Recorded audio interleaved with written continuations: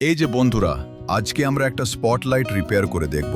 আপনারা দেখতেই পাচ্ছেন আমার হাতে একটা স্পটলাইট আছে।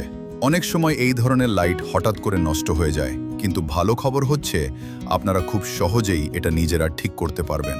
চলুন প্রথমে আমরা লাইটটা লাইভে লাগিয়ে দেখি। দেখতেই পাচ্ছেন লাইটটা ঠিকমতো জ্বলছে না, মানে ভেতরে কোনো একটা সমস্যা আছে। এখন আমরা এর ড্রাইভার বা ব্যালেন্সটা চেক করি, কারণ এই অংশটাই লাইটে পাওয়ার সাপ্লাই দেয়। যদি এখানে কোনো সমস্যা থাকে তাহলে লাইট জ্বলবে না। সব কানেকশন ঠিক আছে কিনা ভালো করে দেখে নিন। এবার আমরা লাইটটা খুলে ভেতরে দেখি।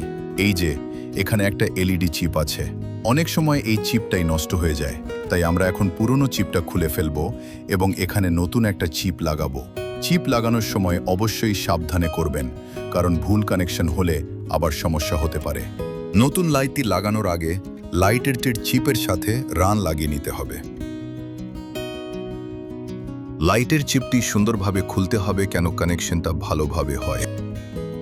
এরপর তাতাল দিয়ে ভালোভাবে ঝালাই করতে হবে। ঝালাইটি ভালোভাবে চেক করতে হবে, যাতে কোনো রকম লুজ কন্ট্যাক্ট না হয়। ঝালাই করার সময় সাবধানতার সাথে ঝালাই করতে হবে।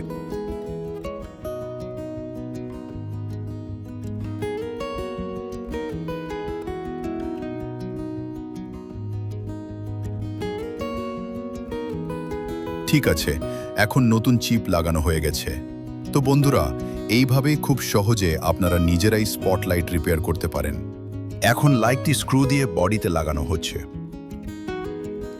এরপর লাইটের কভার আগের মতন লাগানো হচ্ছে।